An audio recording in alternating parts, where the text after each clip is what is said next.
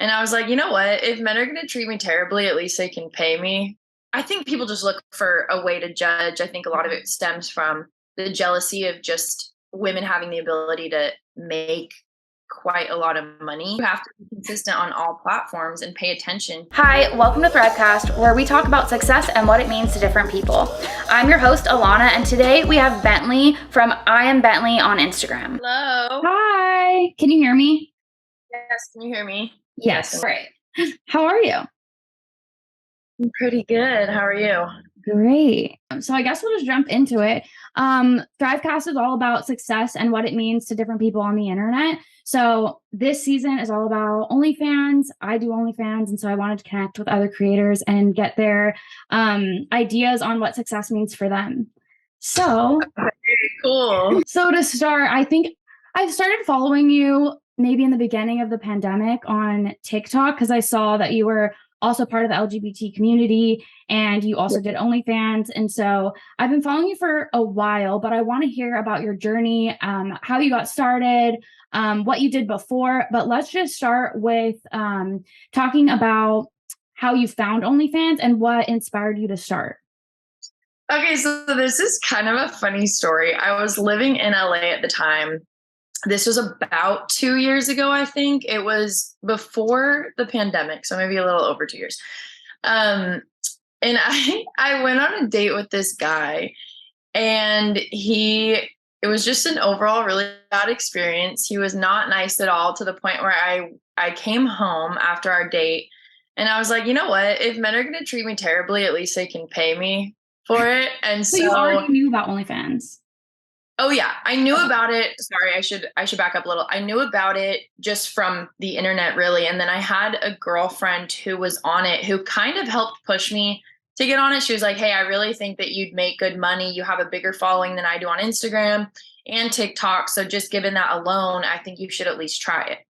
And I was hesitant up until truly this horrible date. And I was like, okay, you know what? Like, screw it. I'm just going to try it. So I remember I got home. I called my mom and I said, "Hey, how would you feel if I got on OnlyFans?" And she said, "I don't really know what that is." I said, "Okay, well, it's a platform where you can post essentially whatever you want, but it definitely has a stigma and it caters more towards sex work." And um and she goes, "Okay, well, if you're not posting anything that you're uncomfortable with, I say go for it." And so the next day I made an account and I posted about it on my Instagram, and it took off from there.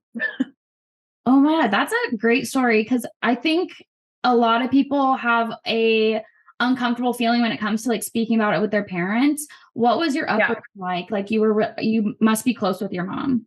Yeah, I think I'm pretty close with my family. There's 6 of us. I have 3 sisters. I'm second oldest, and my parents are really open-minded. They're definitely not judgmental. I mean, I think they're essentially just like, "Hey, if you're enjoying what you're doing and you're not hurting anyone, obviously," they're kind of like, just go for it. And I think so. Growing up, I wanted to be a famous singer. That was my big thing. But then I think as I got older, I moved to LA and I spent about 5 years there. You're in LA, aren't you? Yeah, I just moved back, but I moved back to NorCal for 2 years. Like when I started following you, I was still in NorCal. I lived here for 6 years, 6.5 years, then moved back for 2 years. And I just came back like 2 years ago or a year and a half ago. Okay. Yeah, I kind of did I moved back and forth, but I think I spent, we'll say roughly 5 years total in Los Angeles. And I think I moved there on a whim. I'd never visited prior, but I just had this idea of, I'm going to go for it. I'm going to be a famous singer. And then the reality of LA hit. I was naive. And I moved to Hollywood, like Hollywood. Oh, yes. I think growing up, I romanticized it. And again, I'd never been there. So I truly had no idea what to expect. I didn't even know really what LA looked like other than just like in shows and movies, kind of. Yeah. But you had never like traveled for like vacation or anything? never. I hadn't either before I moved here. It's wild. It kind of slaps you in the face. But so I lived in the thick of it. And this is no hate towards LA at all, but what I will say from my personal experience is it really changed my perception of, what I thought it would be like and what I thought I could handle and really just what I thought I would enjoy. I didn't end up enjoying it in the way that I thought I would. I know they say it's a tough business, but I think it made me realize what I liked and what I don't like. And I think I realized I don't want to be famous to that degree. I think it sounds miserable. You hear about singers who have to take mental breaks all the time. They're like, I can't tour anymore. It's killing me. And I'm like, I already have enough, mental obstacles, we'll say, and I don't want to deal with that. I think it was this fantasy I had growing up, and then again adulthood hit, and I was like, yeah, this is not what I want to do. Yeah. So I think when I first moved away from LA, it was that same thing. I felt it wasn't exactly what I expected. And it also almost like a little bit traumatized me when I first. Oh yeah. I was like, this place is crazy. It actually changed what I thought of men, because there's a lot going on, the sugar daddy world, that type of thing. And I talk about that on my YouTube channel, but it definitely traumatized me for a little bit. And I had to rethink about it when I moved back. And now I have a better experience here, but I can see how you can move here and think it's one thing and get here, living in Hollywood especially, and it can be not what you expect. So you wanted to be a singer, but so that kind of tying it back into success, it kind of changed what your idea and perspective on success would be, because you thought you wanted to be a singer and that was success, but you looked at it and you're like, being famous isn't success to me. So what is success to you? I think to me, it just isn't, it's not just about the financial side, right? So if you're a famous singer, you have money and you have attention. And I think what I learned is that to me, success is feeling fulfilled, but then also feeling happy a decent amount of time. Obviously, we're human. We're not going to be happy all the time. It's an emotion. We are going to feel many throughout the day and throughout our lives. And so I knew that the goal wasn't just to be happy all the time. That's just not an attainable goal. But I think just that well-rounded, healthy, happy relationships, the ability to have time to cultivate them. Obviously, financial stability is part of it, but not all of it. And then I think too, just having people in my life who ground me and who care about me in a sense of like, they actually care about me as a person. Whereas a lot of people I met in LA just wanted to like get ahead no matter what that meant. Even if it meant like walking on somebody else, they didn't care. And I didn't have that. I was like, yeah, I don't want to treat people poorly just to, become famous. So yeah, it definitely changed my perspective for sure. Did you already have a following before you started OnlyFans, or did you build that as you started? So I did. I get that question a lot because I think people want to start OnlyFans. They have this curiosity about it, but they don't know where to start. And so I'm just really honest about it. And I did have a bit of a following from random things. Like, I know the Chive. I'm not sure if you're familiar with the Chive account on Instagram. They have a decent amount of followers. I don't know how many million, but some of my photos were posted on Chive. And so that kind of catapulted a bit. I mean, I don't have my following's not huge, but I did have enough to where when I posted on Instagram about my OnlyFans, the day I made it, I did have quite a few people subscribe. So I did have that leg up versus somebody who doesn't have any social media following. And I make that very clear because I just don't want people to think that they're going to start it and then immediately like make thousands of dollars. Yeah. I actually have, I started this program where I'm teaching people how to do OnlyFans, and I always tell them like, if you don't want to do social media, that you're not going to thrive in this, because that's the only way to gain. So before even starting OnlyFans, I try to get them on Instagram, TikTok, everything. And I think that's super important, because that's the only way. There's no discover page. No one's going to find you. Before you started doing OnlyFans, what was your career like? Where did you start out of high school, or even in high school? Like, where did you start to how you got to OnlyFans, and what were you doing in between? Okay, so I'm going to back up just a bit for context. When I was in high school, I hated it. I hated the idea that we had to be stuck somewhere for 8 hours a day, 5 days a week. And I said, I will never do this. As soon as I graduate high school, I will never work a 9 to 5. I mean, that was like something that from very early on, I was like, I will never do that. I did try the college route. I was pretty close to getting my AA. I don't regret going. I learned, a lot. However, I did drop out, and I had this other crazy promise to myself of, you know what, I'm going to make a ton of money without a college degree and like prove that I could. And I think it was like this rebellious side that I think a lot of teenagers have. But my thing is, I never really grew out of it. I'm 28 now, and I still have this like F society type mentality of like, screw you guys. You don't need to go to college and put yourself tens of thousands or hundreds of thousands of dollars in debt to then work your ass off to pay it off for years and years and years.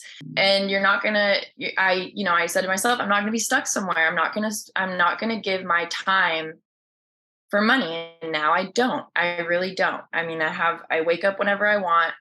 My schedule is very much controlled by me. Yeah. And so I'm proud of that. As far as after college, this is I would say a very rebellious mindset. What I did, I ended up meeting a man when I was 21. Yeah. And I was so desperate to get out of the small town that I grew up in, desperate, that I ended up seeing him. He had money. Surprise, surprise. And it kind of opened some doors. I was able to travel, and I was like, okay, I need out of here. And so I moved to LA. He wasn't in LA, but we did keep seeing each other. He had a couple different houses. Palm Springs was one of them. So I would just drive there and see him when I could. So I was able to navigate quite a few years of my 20s not having to really have a job. I love that you're being so open, and I appreciate that so much, because I actually have like a similar story, but I'll tell you after. Really? Okay, yeah. So, but I think, we might jump into this later, but I will say I'm proud of what I do. And when I meet people and they ask what I do, I say, I do OnlyFans full time. I have no shame in it. However, I will say that when I was young and naive in my early 20s, like I said, freshly 21, when I met this man, I think I did a lot of things that, looking back, I'm still really surprised. I'm like, okay, girl, like you had a lot to learn. But I think I would say at about 25, I started to come into myself, and I stopped dating this man, and I think I like where the path led. However, it was a bit of a crazy one. Yeah. I mean, like I mentioned, like the sugar daddy thing in LA, that was something I went to FITM. And so a lot of the girls there like have sugar daddies, they come from money, so they're used to that type of life. And so I was introduced to that in my early 20s or 19 or whatever. And I didn't really like that as much. And then I started working corporate, but when I really started doing social media full time was when I was actually dating a man who had money, and I quit my job. And so I've talked about that on YouTube a little bit, but so that was a similar experience. And then when I quit my job and we ended up breaking up, that's actually when I found OnlyFans. So it kind of felt like this blessing, like, oh, I can continue to live the lifestyle that I want. Because the thing is, I value, like you said, you didn't want to do a 9-to-5 job. I value having my time and my freedom to choose. So we have a similar story there. I love that. And luckily too, for me, my family is pretty open. I don't really talk about it with my mom as much, OnlyFans, but she knows that I do it, and we just you know, we don't talk about it, but she's very open and minded and stuff like that. So how do you deal with hate? Because I feel like a lot of things that I get is you must be traumatized to do YouTube. I mean, to do OnlyFans. So do you ever get that type of thing? Like, you must be traumatized. You must have had the worst childhood. And did you? Like, tell me a little bit about that. So I think that's honestly one of the funniest conclusions people jump to, because I think people just look for a way to judge. I think a lot of it stems from the jealousy of just women having the ability to make quite a lot of money. Mhm. I think I get a lot of hate from angry men. I'd say 95% of the hate I get is from men, and there's some women sprinkled in, but not really. I think, I mean, my childhood was pretty great. Like, I'm still really close with my family. I know a lot of men say you must have daddy issues. I'm like, Yes. my dad's pretty great. Every Sunday we text about football. Big Seahawks fan over here, and so is he. That's kind of how I became one, was him. Yeah, I think that one's the funniest to me, because I don't You're like, that, I don't relate to that. know, but I'm sure, I mean, I can't speak for everyone. There could be people on the platform who got into sex work for you know, we all got into it for different reasons. I've just always wanted to make a lot of money. And I was like, okay, if I can utilize my appearance and my youth, like, why Why wouldn't not? I? Yeah. But no, pretty normal upbringing. I was bullied here and there in school, but I think a lot of people were. Yeah, nothing Nothing crazy. crazy. My family's great, super supportive. Yeah. Do Um, you get any other type of hate, and how do you deal with it? Or do you just kind of ignore it and it's not there? I'm still learning how to ignore it. Oh, really? I don't know if you've looked at my Instagram stories as of late, but I Okay. have had a couple. I have posted a couple of the hate messages I've gotten, just because Mhm. they still some of them still get to me. Yeah. They don't like upset me as in I get sad and I cry about it, but I get I think what bugs me the most is that people will really spend their time sitting on the internet writing hateful messages. I'm like, you have to be just so pathetic to do that, Yeah. and so miserable. And I'm always just like, I can't even believe that people are like that. Um, but for the most part, no. I mean, Mhm. I usually I'm just like, okay, I'm like make a ton of money. Like, You're like, I'm it's so happy. well, it's so worth like the some of the mean comments. I'm like, Yeah. okay, I mean, you're probably just angry that I make more than you. Yeah. And so I'm just like, whatever. But yeah, I mean, there's occasions when I let it affect me, like I said, where I Mhm. post about it on my Instagram story. And that was something I was talking to my therapist about last week. I was like, I'd love to get to a place where I don't reply to a single one, or Yeah. post about a single one. But Mhm. no, I mean, I would say occasionally, yeah, I'm Yeah. human. Yeah. So words hurt sometimes, and some, you know, Yeah, some of them you can ignore, and then some of them they're just like, wait, that was too much. right. And but I think that comes with the territory of putting yourself out on the internet. Although I have gotten messages where I've posted about the person writing the hateful message, and I'll get other people who are like, well, it comes with the territory, what do you expect? And I'm like, okay, you're being mean too. Like, just because you're posting Yeah. and putting yourself out there on the internet doesn't mean that people should be mean. I don't know, that I just think I just don't understand. I don't understand it. I like, do something else with your time. I don't know, go make money. If you're mad that I'm making money, go Yeah. take your time to make more money. Use your time wisely.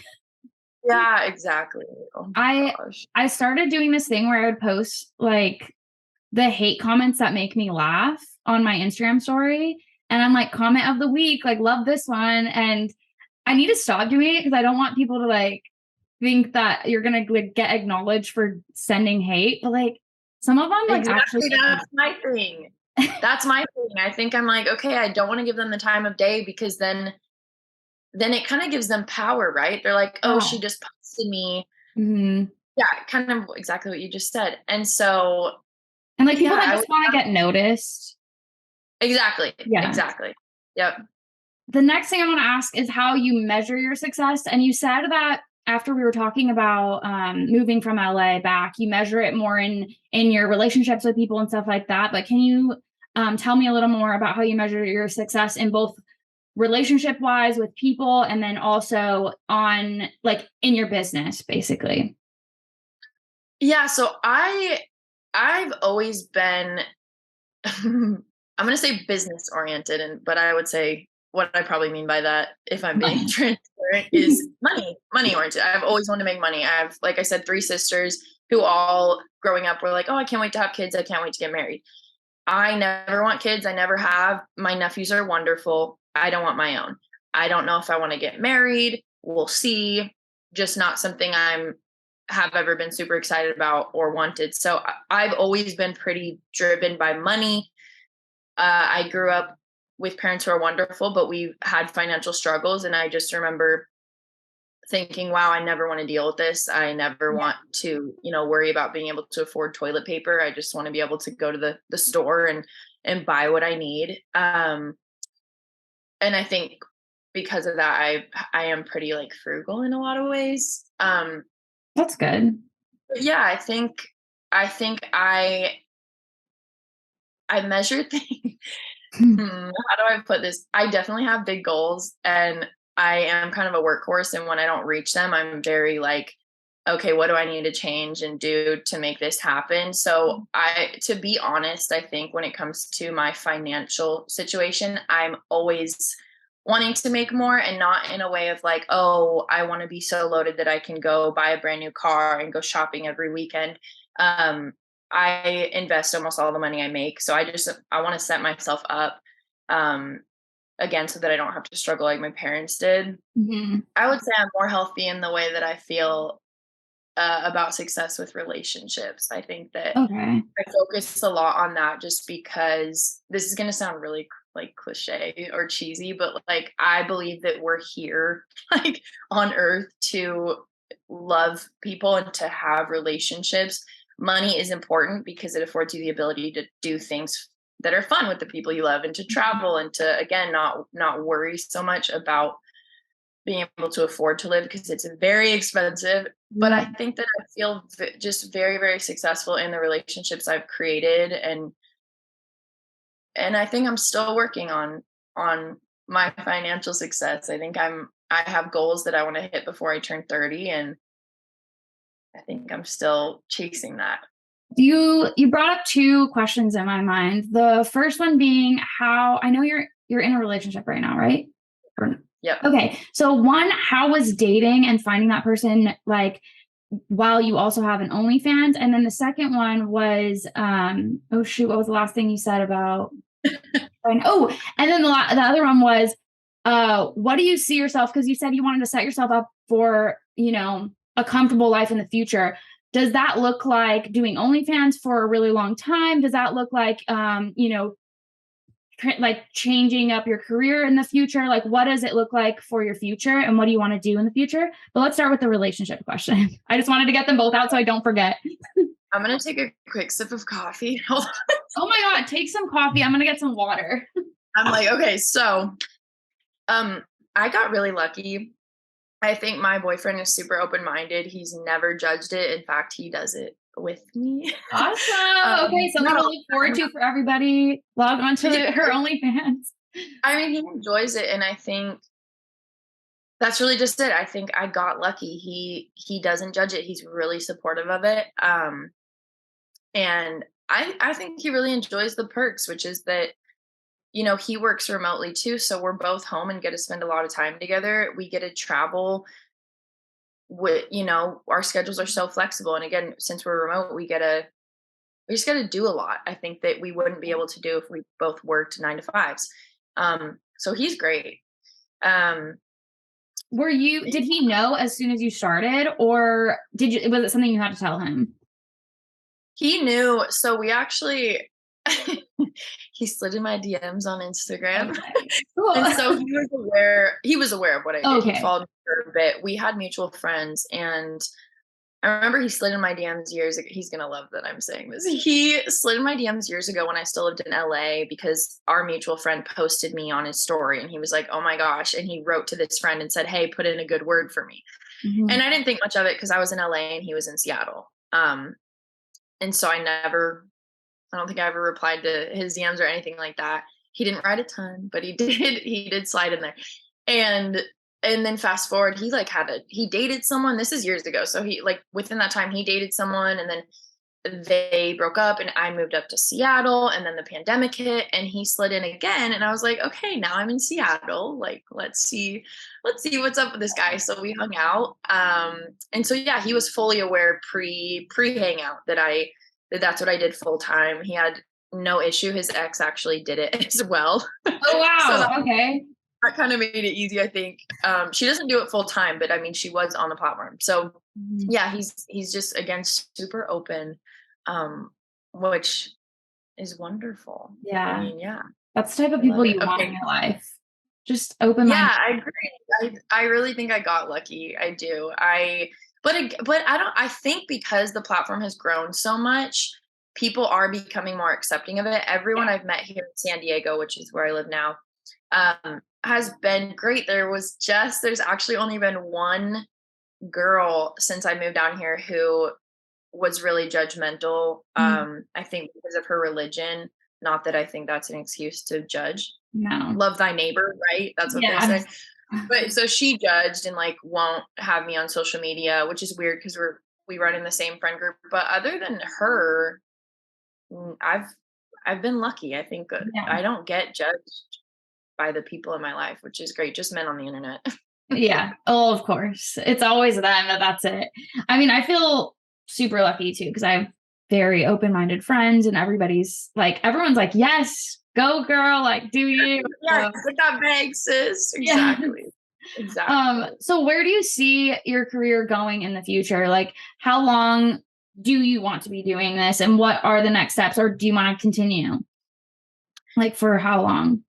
What I have said um, to people who have asked that question since I am in my late 20s, I've always said I'm going to ride this wave Yeah. as long as I can. Um, there may come a point when I get to my, we'll say mid 30s where I'm like, all right, I'm ready for it. But I'm loving it right now. And so I will say that, yeah, I would totally love to continue doing it for the next few years or more, but I obviously don't plan on doing it forever. I think my main goal in what I said earlier about investing is I'd love to start investment projects. One of the big ones is real estate. So just buying multiple homes, Airbnbing them. Although I was reading about that yesterday and things could change within that market, that avenue.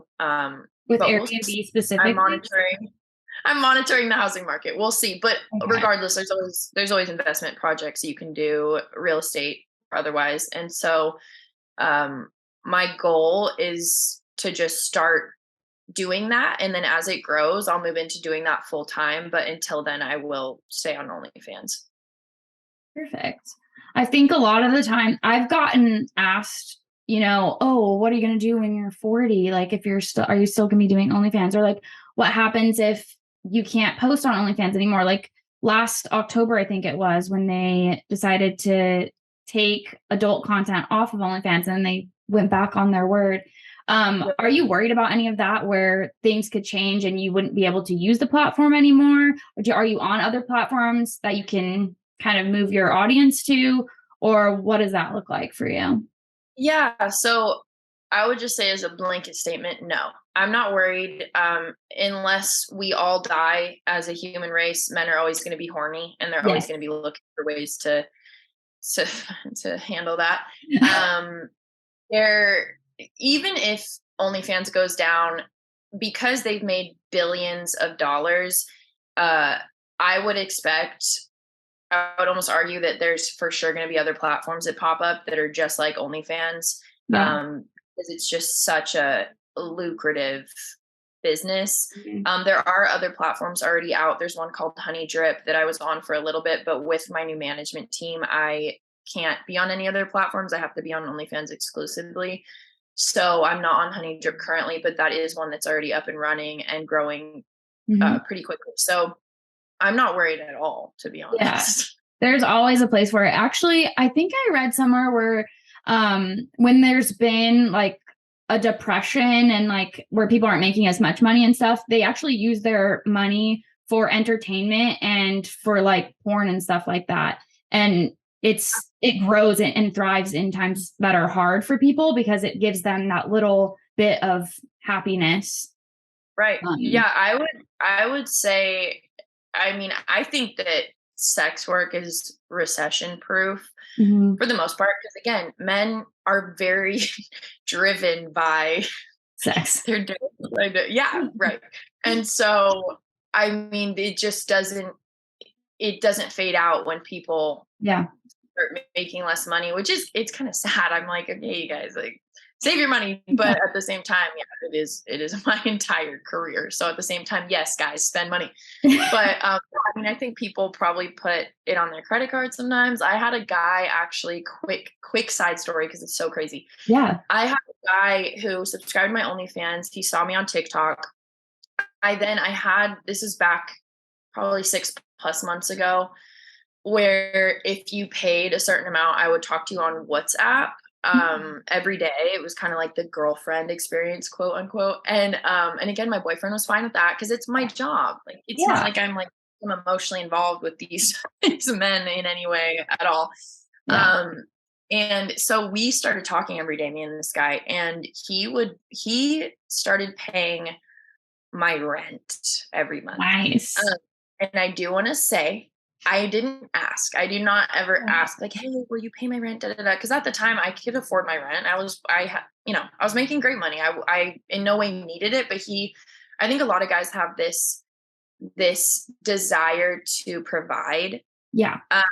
And so I think he felt really good, like being able to provide in that way. And it then came out, he admitted to me after, I don't know, like months of doing this, he admitted that he was embezzling. Oh my God, this is so illegal. Like, okay, but he was embezzling.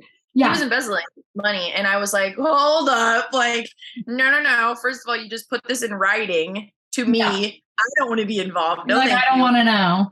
Yeah. I was like, no. And so it ended quickly. I'm like, I'm not going to be a part of any of this. This is so illegal. And so it is interesting that even when men have no money to spend on this, they will. They will. They always will. It's mind blowing. They'll find a way. Yeah. I've had some interesting experiences. Yeah. And also during the pandemic is when I started. Well, I started a little bit before, but the pandemic is when my OnlyFans really took off. And it was at a time when people like lost their jobs and I was like, I don't know, but my job is taken off. So it even proved itself then. How has your success been? Has it been upwards projection? Has it, fluctuated with the times? What does that look like? It does fluctuate quite a bit. October, according to my new management team, October is one of the biggest months for OnlyFans. I think it has a lot to do with the costumes, how like everyone's excited for Halloween. I think I've bought like 20 costumes at this point. Nearly one for every day. It's crazy, but I think that's exciting for men. You get a lot of role plays out of that. And so my OnlyFans is doing well this month, but yeah, it's definitely it ebbs and flows. Like you said, when the pandemic hit, those were some of my biggest months for my OnlyFans, which was crazy because I was new to it. And so it was only like my 3rd or 4th month into it or something like that, very early on, that I suddenly came into a ton of money. And I'm like, wait, this is crazy. It was really exciting. And I think I'm fortunate that I got into it at the age I did. And I can't speak for everyone, but I will say that if I had gotten into OnlyFans when I was like 21, 22, I would not have handled my money the way that I do now. Yeah. And so I'm really glad that I'm in it right now because even when I started a couple years ago with OnlyFans, I've been in the mindset of like, okay, you gotta invest this, you gotta save it. I just sold my car recently. It was like a 2013 Volkswagen Jetta. I paid it off years ago, but it started having some issues, and I was like, I'm not gonna hold on to this. Like, it can go. And so now I just share a car with my boyfriend. Like, he essentially drives me around. But I yeah, just sold my car too. Like, oh, really? Yeah, like 3 months ago, and I share a car with my wife. Like, okay, yeah. So it's honestly, we haven't hit a point yet where I'm like, oh, I wish I still had a car. Like, Yeah. I just haven't need it, and it's just such a big expense. Yeah. So I mean, I'm really in the mindset of saving and building wealth. There's little things. I've gotten some work done. So, I'm not saying that I'm a penny pincher, but for the most part, I handle money a lot better than I used to.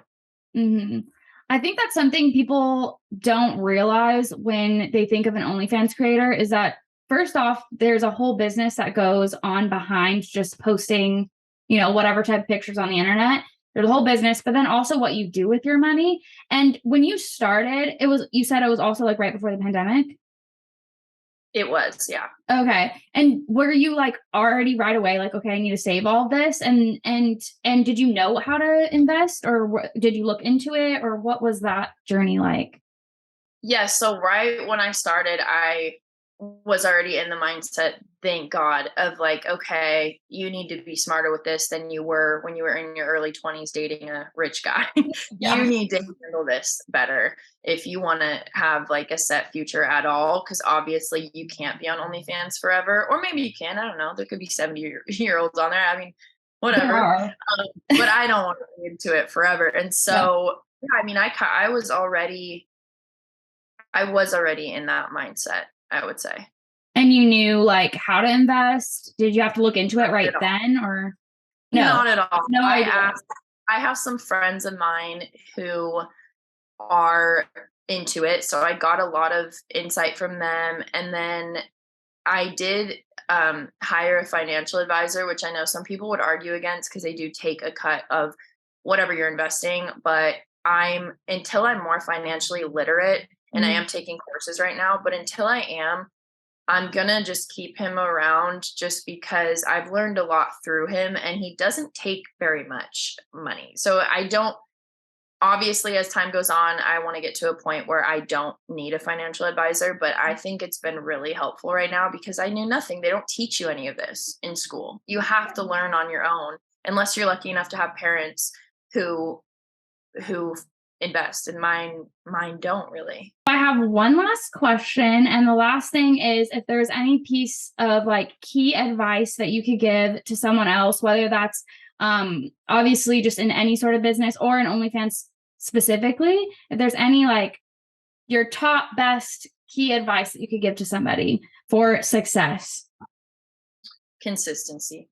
Just consistency in every way. Marketing consistency, paying attention to social media platforms, which ones are easiest to grow on.